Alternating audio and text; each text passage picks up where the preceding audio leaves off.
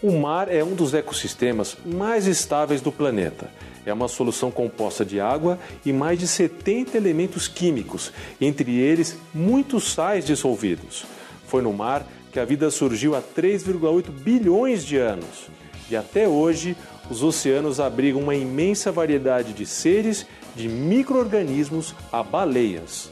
Quando a gente monta um aquário marinho, a gente tem que tentar reproduzir as condições do ambiente da forma mais próxima possível para que a gente consiga manter todos os seus habitantes saudáveis. Este aquário, por exemplo, mantém uma equipe só para controlar a qualidade dos 1,8 milhão de litros de água do mar, onde vivem cerca de 2.000 indivíduos de 300 espécies, entre peixes e crustáceos. Tem até tubarão. Todas as espécies de peixes marinhos, elas evoluíram dentro de um ambiente controlado com pH estável entre 8 e 8,5, com pequenas variações. Quando você tem a acidificação dessa água, afeta todo o sistema de trocas iônicas que o peixe tem com o ambiente onde ele está.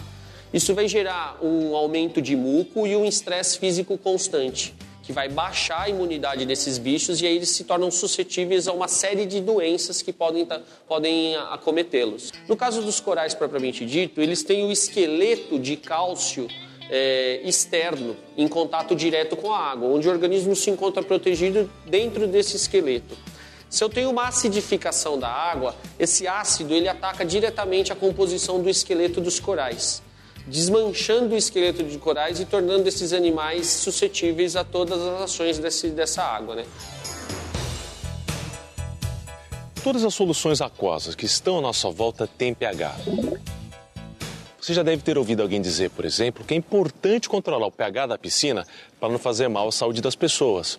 Ou ainda que a gente pode mexer no pH do solo para favorecer determinado plantio. A hortênsia, por exemplo, tem flores rosas ou azuis, dependendo exatamente do pH do solo. Até o nosso sangue tem pH, e qualquer variação pode ser fatal para a gente. Mas o que é pH? O que ele indica? pH significa potencial hidrogeniônico e é determinado pela concentração de hidrogênios livres, H+, existentes nas soluções aquosas. O pH é um número que, em geral, vai de 0 a 14.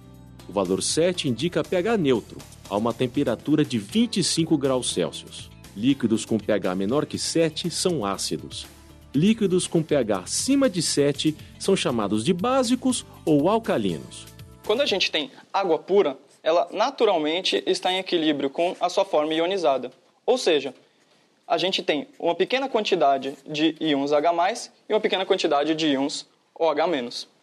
Quando eu dissolvo alguma coisa na água que faz com que a concentração de íons H+, fique maior do que a concentração de íons OH-, a gente chama essa solução de ácida, e o pH dela é menor do que 7. Quando a gente tem uma solução onde a concentração de íons OH- é maior do que a concentração de íons H+, essa solução é chamada de alcalina, e o pH dela é maior do que 7. A importância é que cada 1 grau de pH, ele não tem uma variação simplesmente de 1 grau de acidez. É uma escala logarítmica, ou seja, 1 grau de pH equivale a 10 vezes mais ou menos acidez. Por exemplo, uma água com pH 7 ela está neutra, né? Se uma água com pH 6, ela é 10 vezes mais ácida do que a água pH 7. Uma água de pH 5, ela é 100 vezes mais ácida do que uma água de pH 7. E como se mede o pH? Bom, a gente pode utilizar um aparelho como esse aqui, chamado de pH-metro, que é encontrado normalmente somente em laboratórios. A gente usa esse aparelho quando a gente necessita de uma medida mais precisa do pH. Para mostrar como ele funciona, eu trouxe aqui algumas soluções para a gente medir o pH. A primeira solução que a gente vai medir o pH é o refrigerante. Para isso, basta introduzir esse eletrodo aqui na solução. Olha só, o pH da solução aqui de refrigerante é cerca de 3,6. Bem ácido, então. Bem ácido. Agora, outra solução que a gente vai medir aqui é de polpa de tomate. Olha só, o pH dessa solução já está aqui acima de 4. Ou seja, ela ainda é uma solução ácida, mas menos ácida que a solução de refrigerante. Próxima solução que a gente tem aqui é o café. Café. Olha aqui, o pH da solução de café está aqui um pouco acima de 5. Ou seja, o café também é uma solução ácida. Também ácido. Agora aqui a gente tem o leite. Veja só aqui que o pH do leite é um pouquinho abaixo de 7. Ou seja, embora pouco, o leite também é ácido. Também é ácido. Agora, a gente vai fazer aqui a medida do leite de magnésia, que é uma solução utilizada para combater azia e problemas no estômago. Se a gente for ver, essa solução de leite de magnésia já é básica. Veja só, o pH dela próximo a 10. Exatamente para controlar a acidez, né? Exatamente. E a última solução que a gente tem aqui é de uma solução utilizada para limpar fornos. Se a gente pode ver, ela tem um pH próximo a 13, ou seja, ela é extremamente alcalina. E essa é uma propriedade importante para limpar as gorduras e outras coisas que tem ali no forno sujo. Existem outras formas da gente medir o pH das soluções, que é utilizando os chamados indicadores de pH. Bom, a gente tem aqui 2 tipos de indicadores diferentes, a fenolftaleína e o papel indicador universal, e 2 soluções que a gente vai testar o pH, que é a de bicarbonato de sódio e uma solução de vinagre. E como é que funcionam esses indicadores? Bom, os indicadores são substâncias que ficam de coloração diferente dependendo do pH da solução.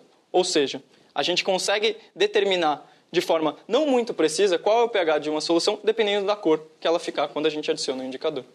Certo. Primeiro, vamos testar aqui o bicarbonato de sódio utilizando o nosso papel indicador universal. Bom, esse papel aqui, nessa fita, na verdade ele tem uma mistura de vários indicadores. Dependendo do pH dessa solução que a gente colocou, a gente compara isso com a tabela e consegue determinar aproximadamente o pH dessa solução. Está vendo aqui que mudou de cor? Uhum. Então a gente vai comparar isso com essa tabela que vem aqui na embalagem. O pH aqui está mais ou menos próximo de 10 ou 9 aqui, certo? Certo. Agora vamos fazer, usando também o papel universal, vamos fazer a medida do pH do vinagre.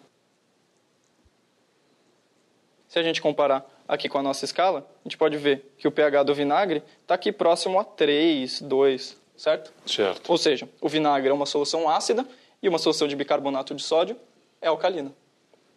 Agora, além desse tipo de indicador que a gente tem aqui na forma de papel, a gente também tem outros indicadores que são soluções que a gente adiciona na solução que a gente quer medir. Aqui a gente tem uma solução de uma substância chamada fenolftaleína. Então, certo. Vamos fazer primeiro aqui com o vinagre. Como é que fica? O vinagre, então, a gente já sabe, é uma solução ácida. E a solução de fenolftaleína, como a gente pode ver, é incolor. Quando a solução de fenolftaleína entra em contato com uma solução ácida, vamos ver o que acontece? Nada. A fenolftaleína ela é incolor quando está em contato com uma solução ácida. Agora, vamos ver o que acontece quando a gente coloca em bicarbonato de sódio. Quando a gente coloca a fenolftaleína em uma solução alcalina, veja só, como ela adquire uma coloração bem característica rosa quando ela está em pH maior do que 7. Quando é feito o tratamento da água nas estações, são adicionadas várias substâncias, como por exemplo o cloro, que fazem com que o pH da água diminua. Por isso, antes de ser enviada às nossas residências, a água passa por uma correção de pH, com alguma solução de carbonato de cálcio, por exemplo, que faz com que o pH fique entre 7 e 7,5, que é o valor que não causa problemas à nossa saúde. Em todos os processos que acontecem no nosso organismo, o controle do pH é fundamental. Variações mínimas podem causar grandes problemas de saúde. O pH do nosso sangue, por exemplo. Normalmente, o sangue é discretamente alcalino, com um pH na faixa de 7,35 a 7,45. Não pode ocorrer uma variação maior do que 0,2 unidades. O organismo trabalha com o dióxido de carbono e trabalha com o bicarbonato. E isso é uma reação constante.